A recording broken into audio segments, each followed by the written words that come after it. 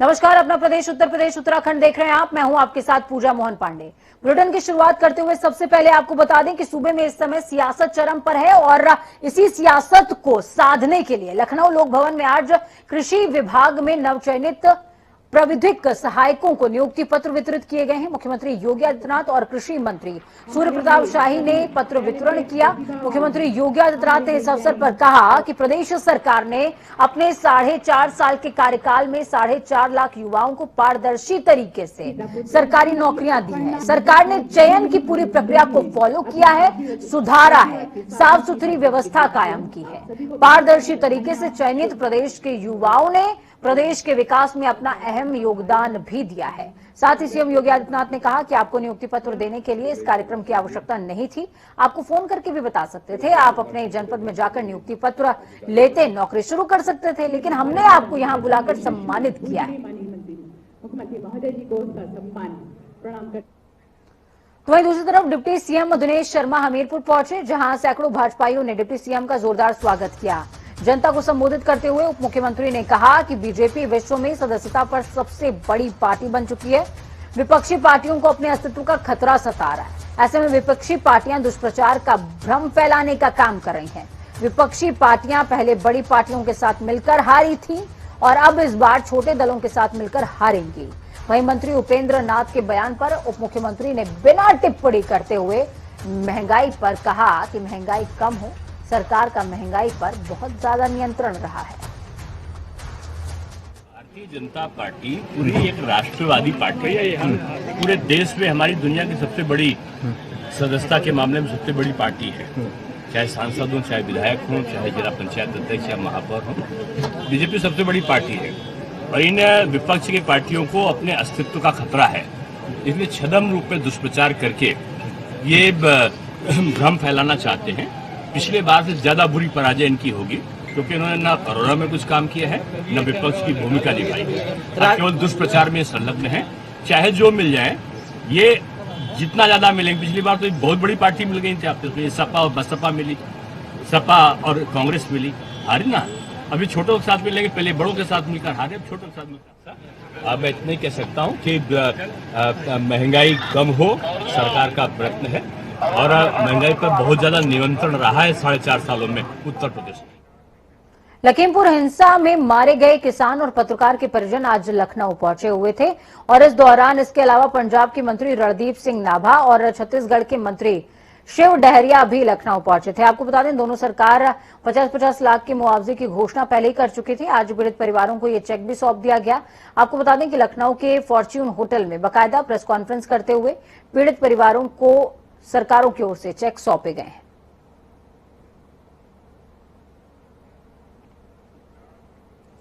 तो वहीं इस दौरान हमारे संवाददाता ने पंजाब के कृषि मंत्री रणदीप सिंह नाभा से खास बातचीत की। देखिए, किसान परिवारों को आज मरहम लगाने के तौर पर किसानों को 50 लाख का चेक सौंपा गया है। छत्तीसगढ़ और पंजाब के जो कैबिनेट मिनिस्टर वो आए हैं, हरदीप सिंह जी हमारे साथ हैं। कहीं ना कहीं मरहम लगाने की कोशिश की गई कांग्रेस दल। मतलब देखो, जो जिंदगी मासूम जिंदगी खो चुके हैं, उसका दर्द आप लोग भी समझते हैं, हमारे परिवारों में भी बीती है और जिन परिवारों से ये गुजरती है उनके दरवाजे के आके अंधेरा खड़ा हो जाता है। हमारे देश से इससे बुरा दिन हो नहीं सकता। जो लखीमपुर का बड़ा भयानक हादसा हमारे साथ किया गया, खिलवाड़ जिंदगी का किया गया है और न्यायालय ने बकायदा इसका कॉग्निजेंस लिया है, नोटिस लिया है और उनकी अरेस्ट भी डाली गई है। हम चाहते हैं कि जो दोषी हैं उनको जल्द से जल्द समय के तहत समय के मुताबिक उसको सीमित समय रखते हुए उनको सजा मिलनी चाहिए और केंद्र के वजीर हैं उनको बर्खास्त करना चाहिए। केंद्रीय मंत्री की उनका बेटा और उसके साथ 6 लोग अब तक गिरफ्तार हो चुके हैं, तो क्या लगता है अभी भी कुछ बाकी और जो होना चाहिए? मेरा ख्याल है, आप खुद जानते हैं कि जो अखबारों में आ रहा है, लोगों का रुझान दूसरे तरफ कोशिश की जा रही है, लेकिन वो मासूम जिंदगी वापस नहीं आ सकती। और अगर अकेला गिरफ्तार कर लिया, सजा देना न्यायालय का काम है और हम मांग करते हैं कि समय के तहत उनको सजा मिलनी चाहिए जो दोषी है। बकायदा जिनके बकायदा वो नुमाइंदगी कर रहे हो सरकार, मॉरल ग्राउंड पर उनको खुद इस्तीफा देना चाहिए या उनको बर्खास्त करने की जरूरत है। हमसे बात करने के लिए। देखिए, कैबिनेट मिनिस्टर हरदीप सिंह का कहना है कि जब तक गृह राज्य मंत्री इस्तीफा नहीं देते हैं तो जांच को लेकर सवाल जरूर खड़े होते रहेंगे, भले ही पुलिस इसमें उनके बेटे को गिरफ्तार कर चुकी हो, 6 अन्य गिरफ्तारियां हो गई हो। और टाइम बाउंड की बात उन्होंने कही है कि इसमें टाइम बाउंड इन्वेस्टिगेशन होना चाहिए ताकि जल्द से जल्द जो सच्चाई है वो लोगों तक सामने आ सके। कैमरा पर्सन आशीष के साथ Taufiq Kidwai, Janta TV, Lucknow. Ghazipur UP gate पर 11 महीने से धरना दे रहे किसानों की ओर से अखाड़ा तैयार किया जा रहा है, जिसमें अब यहां पर दंगल कुश्ती देखने को मिलेगी। तो वहीं आज राकेश टिकैत खुद कबड्डी के अखाड़े में उतरे और यहां पर कुश्ती खेलते हुए नजर आए, जिसमें किसान नेताओं और बुजुर्गों ने बढ़ चढ़कर हिस्सा लिया। खेलने के बाद किसान नेता राकेश टिकैत ने कहा कि अब समय समय पर धरना स्थल पर ऐसे ही प्रोग्राम होते रहेंगे और ये तैयारी है सरकार से दो हाथ करने की। कबड्डी का खेल अच्छा, और क्या खेल रहे हैं? ये तो ट्रेडिशनल गेम है गांव का, उसको खेल रहे यहाँ पे। पसीना होगा ठीक रहेगा। कबड्डी सरकार के साथ खेलनी चाहिए आपको। सरकार से के भी साथ में खेल लेंगे। बड़ा कूद गया अब यहाँ पे, अब ये चढ़ने वाले कहीं नहीं आदमी। अरे कबड्डी में तो बुढ़े बहुत उस्ताद है भाई, ये तो अच्छा, जो 90 साल के बुढ़े हाँ बातचीत कर रहे, तैयारी कर रहे हैं। अब यहाँ पे हर रोज यहाँ पे गेम चलक लगा। ओलंपिक के लिए तैयार करेंगे अब इस साल। हाँ नहीं हो जाएंगे, बुढ़े पे गोल्ड मेडल लाएंगे किसान। हाँ ले आएंगे, ये तो खेल हो जाएगा। हाँ ठीक है, खेती करते हैं, कभी कोल्हू लगाते हैं, अब जो है ये अखाड़ा भी बना तो ठीक है ना भाई। ये तो खेल है, नेचुरल खेल है, गांव का खेल है। जो पहले खेल खेलते थे वो यही खेल है। अचानक कैसे याद आ गया? नहीं ये ठीक होगा, बहुत दिन से कह रहे थे भाई को खाड़ा खोद लो यहाँ। बुजुर्ग किसानों ने आपको मार दिया। हाँ मार दिया बुजुर्ग भाई, बहुत उस्ताद है बुजुर्ग वाले। तो हमारे साथ में हैदर अली जुड़े हुए हैं ग्राउंड जीरो से। हैदर, राकेश टिकैत को सुना अभी सभी ने। राकेश टिकैत कह रहे हैं कि बहुत दिनों से सब कह रहे थे अखाड़ा खोद लो, लेकिन टाइमिंग देखिए अखाड़ा खोदने की। सुप्रीम कोर्ट की सुनवाई होती है, सरकार को फटकार, किसानों को फटकार और अखाड़ा खुद जाता है। टाइमिंग बड़ी परफेक्ट है। देखिए पूजा, आज दोपहर जब ये प्रोग्राम आज अखाड़े का बनाया जा रहा था तो इसमें यही संशय बना हुआ था कि इस अखाड़े में आखिर होगा क्या। लेकिन जब आज शाम को यहाँ पर जब कबड्डी का आयोजन किया गया तो राकेश टिकैत खुद यहाँ पर मोर्चा संभालते हुए आए और यहाँ आकर उन्होंने कबड्डी खेली। और कहीं ना कहीं जो और किसान नेता थे वो भी उन्हें देखकर खासकर भी बहुत ज्यादा खुश हुए और साथ में उनके साथ कबड्डी खेली है। और राकेश टिकैत से जब बात की गई, उनसे पूछा गया कि आप कबड्डी खेल रहे हैं तो इसकी क्या तैयारी है, तो उन्होंने कहा कि जो किसान खाली बैठे हुए थे कि अब कबड्डी खेलेंगे, रोज प्रोग्राम होगा धरना स्थल के पास में, तो तंदुरुस्त रहेंगे। और कहीं ना कहीं अब सरकार से लड़ाई मोल जो ले रखी है उसे आगे निभाने के लिए फुर्ती लानी पड़ेगी और फुर्ती कबड्डी से और जो कुश्तियां होंगी उस दंगल से होगा। ठीक है, बहुत शुक्रिया हैदर हमारे साथ जुड़ने के लिए, अहम जानकारी साझा करने के लिए। तो हैदर जुड़े जिन्होंने बताया और आपको कुछ अलग सा दृश्य दिखाया है। अमूमन आप धरना प्रदर्शन करते हुए किसानों को देखते होंगे, नारेबाजी करते हुए देखते होंगे, लेकिन ये जो सरकार से दो हाथ करने की तैयारी है, ये थोड़ा सा अलग अंदाज है। खबरों में आगे बढ़ते हैं। यूपी विधानसभा चुनावों को अब कुछ ही समय बचे हुए, ऐसे में सब बसपा सुप्रीमो मायावती ने ट्वीट करते हुए कहा कि कांग्रेस ने चुनावी छलावे के तहत भाजपा और सपा के तरह ही अनेकों प्रकार के लोक लुभावने वादे करने शुरू कर दिए हैं, जिसके तहत इस पार्टी ने यूपी में सरकार बनने पर उत्तीर्ण छात्राओं को स्मार्टफोन और स्कूटी देने की बात कही। लेकिन मूल प्रश्न ये कि इन पर विश्वास कौन और कैसे करे।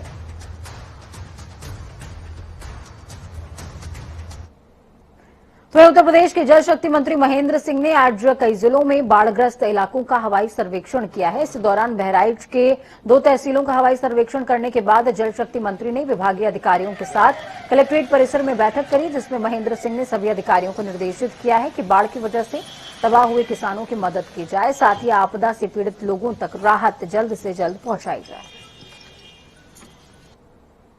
545 नावें लगाई गई हैं, गोताखोर लगाए गए हैं, अंतर विभागीय समन्वय स्थापित करके हर तरीके की सुविधा प्रदान करने के दृष्टि से काम हो रहा है।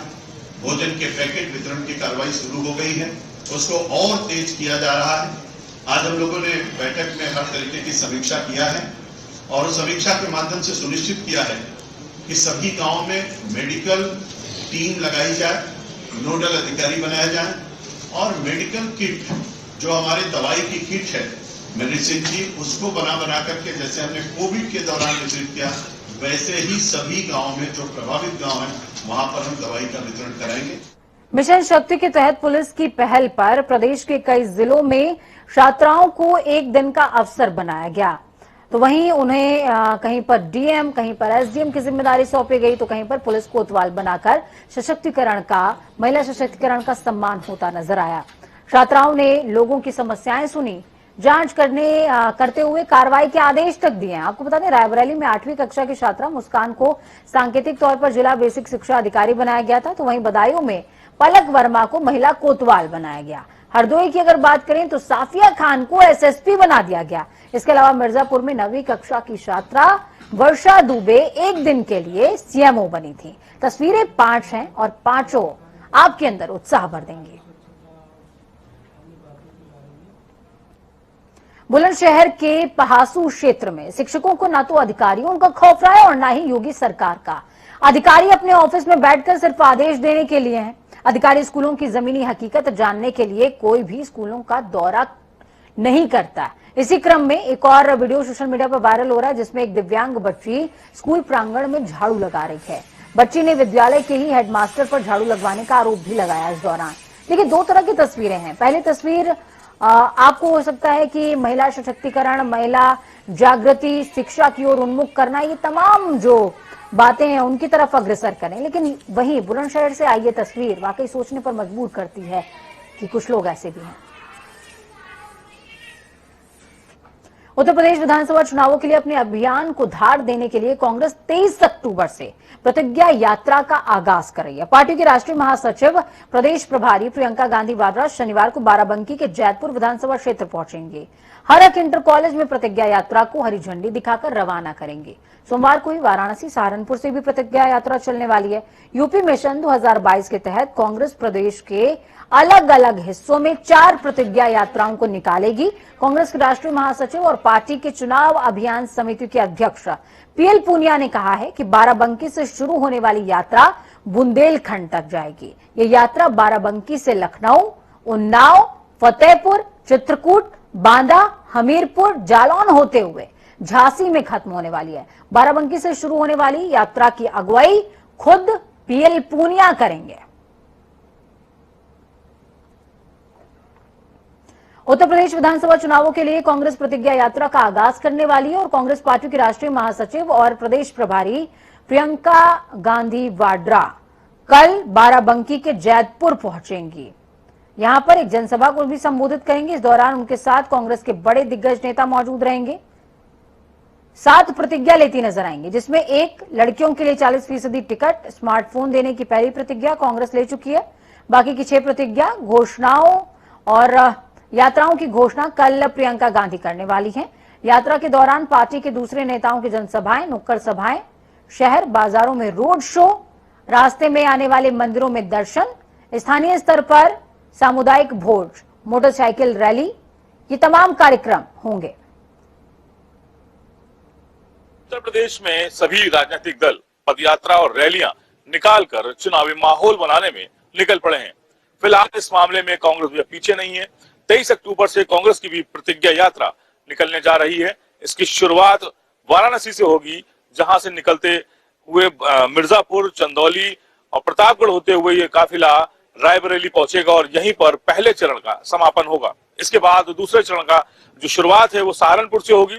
फिलहाल वाराणसी में तैयारियां तेज कर दी गई हैं और इस समय कांग्रेस कार्यालय में भी गहमा गहमी है, क्योंकि कल प्रियंका गांधी पहले एक प्रेस कॉन्फ्रेंस करेंगे और उसके बाद वहां पर इस प्रतिज्ञा यात्रा को हरी झंडी दिखाएंगी। तो कहीं ना कहीं अब रैलियों का और जो ये पदयात्राओं का दौर है शुरू हो चुका है और देखना होगा कि जो वोटर के दिल में क्या है, वहां तक जगह बनाने में ये राजनीतिक दल कितना सक्षम हो पाते हैं। कैमरा पर्सन आशीष के साथ तौकीर किदवई, जनता टीवी, लखनऊ।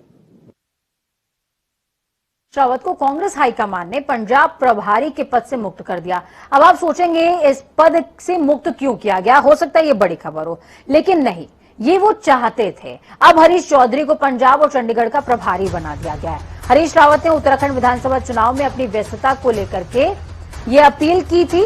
राहुल गांधी के करीबी हरीश चौधरी को अब पंजाब कांग्रेस में आंतरिक कलह के दौरान काफी सक्रियता के साथ मसले को सुलझाने में जुटना होगा। राजस्थान के राजस्व मंत्री हरीश चौधरी के लिए राह आसान नहीं होने वाली है। आपको बता दें कि राहुल गांधी के करीबी बताए जाने वाले हरीश चौधरी को ये जिम्मेदारी ऐसे समय पर दी गई जब पंजाब में कांग्रेस पार्टी आंतरिक कलह से जूझ रही है। कैप्टन अमरिंदर सिंह से टकराव के बाद प्रदेश अध्यक्ष बनाए गए नवजोत सिंह सिद्धू नए मुख्यमंत्री चरणजीत चन्नी से काफी ज्यादा नाराज बताए जा रहे हैं। अब इसके बीच में बैलेंस कैसे बैठेगा, सबको साथ कैसे लाएंगे, चुनाव कैसे जीतेंगे, क्या रणनीति बनेगी, बहुत सारे सवाल हैं। पहाड़ों में आपदा प्रभावित इलाकों में लगातार राहत बचाव कार्य जारी है, लेकिन खराब मौसम और घना कोहरा आपदा राहत बचाव कार्य में बाधा डाल रहा है। मौसम खराब होने की वजह से पहाड़ों में विजिबिलिटी 0 हो चुकी है, जिसकी वजह से हल्द्वानी से पहाड़ के आपदा प्रभावित इलाकों में राहत सामग्री नहीं जा पा रही है। हल्द्वानी से हेलीकॉप्टर राहत सामग्री लेकर आपदा प्रभावित इलाकों के लिए रवाना हुआ, लेकिन पहाड़ों में घने कोहरे और धुंध की वजह से हेलीकॉप्टर आधे रास्ते से ही वापस हल्द्वानी लौट आया। पहाड़ों में राहत सामग्री नहीं पहुंचने से वहां के लोगों के सामने भोजन और पानी का संकट खड़ा हो गया है। पैकेट थे, पानी था, ये हम लोग ने धारी के लिए यहाँ से रवाना किया था, लेकिन विजिबिलिटी ना होने के लिए चौपर वापस आ चुका है। सुबह भी भेजा था? हाँ, मॉर्निंग में भी दूध, पानी और बॉडी बैग्स, ये सारी चीज़ें गर्म पानी के लिए रवाना की गई थी, जो कि वहाँ वो रिसीव हो चुकी है। अब चूंकि विजिबिलिटी नहीं है, इसलिए हम इन्हें नहीं भेज पा रहे हैं। ये कल मॉर्निंग में दोबारा इनको फिर से ट्राई करेंगे। चलिए, योगेश हमारे साथ में फोन लाइन पर जुड़ चुके हैं। योगेश, हम लगातार बात कर रहे हैं और जब हम पहाड़ की बात करते हैं तो तमाम तरह की विषमताएं हैं। उन विषमताओं में से एक घना कोहरा भी है जो तमाम कोशिशों पर पानी फेरता है। इस मुसीबत को टैकल करने के लिए क्या किसी तरीके का बी प्लान नहीं है महकमे के पास?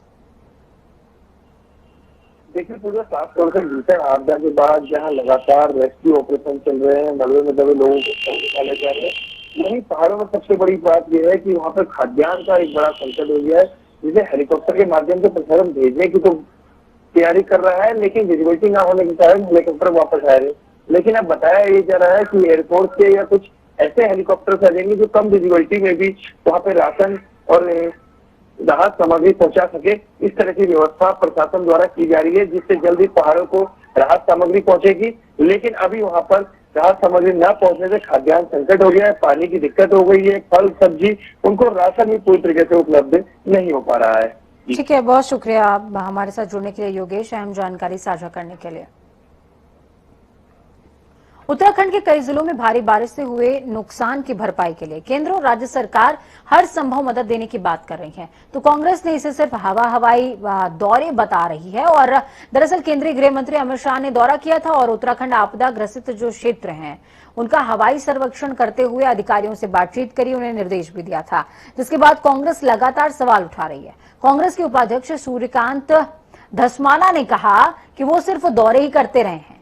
धस्माना ने कहा कि उन्हें दौरा नहीं करने चाहिए थे, बल्कि उत्तराखंड को शीघ्र 10,000 करोड़ का पैकेज देना चाहिए था, इससे लोगों की मदद भी हो जाती।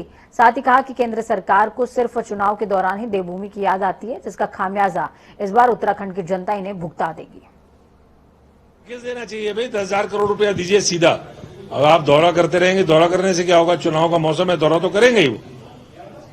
लेकिन आपने किस तरह से उत्तराखंड के लोगों के साथ व्यवहार किया 2013 के बाद। ऊंट के मुंह में जीरा कह के गए थे मोदी जी जब वो मुख्यमंत्री थे और प्राइम मिनिस्टर इन वेटिंग थे, जब 7,500 करोड़ रुपए का पैकेज डॉक्टर मनमोहन सिंह ने दिया था।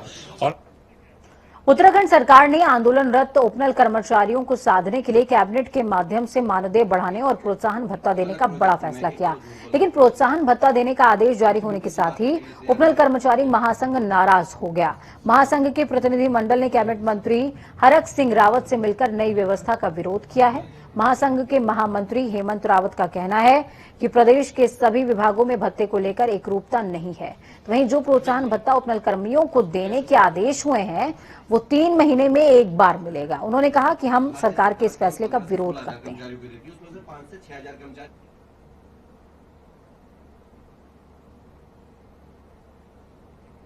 आने वाले टाइम में जो हमारी 28 तारीख को कैबिनेट हो रही है, उस कैबिनेट तक हम रुके हुए हैं कि हमने माननीय मंत्रीगणों से मिल रहे हैं, माननीय मुख्यमंत्री जी से मिल रहे हैं, और उसके बाद भी उप समिति की रिपोर्ट पेश नहीं की जाती है तो हम आंदोलन उसके बाद कभी भी आंदोलन के लिए जा सकते हैं। बात सही है, मैं इस बात से सहमत हूं कि प्रोत्साहन राशि भले, क्योंकि देना तो देना ही है, तो 3 महीने में देने के बजाय उसको हर माह अगर उसको दे दिया जाए तो थोड़ा सा जो छोटी तनख्वाह वाले लोग हैं बेचारे, कम अल्प वेतन भोगी हैं, तो उनको एक फायदा होगा। तो मैं इस बात का सरकार में रखूंगा कि हमने जो प्रोत्साहन राशि 3 महीने में देते हैं वो राशि हम हर महीने दे दें तो क्या नुकसान है। तो वक्त यहाँ पर छोटे से ब्रेक का ब्रेक के उस पार खबरों का सफर लगातार जारी रहेगा। बने रहिए जनता टीवी के साथ, क्योंकि हमें आपकी ताकत, हम ये कामना करते हैं कि आपका आने वाला कल आपसे बेहतरीन हो। नमस्कार।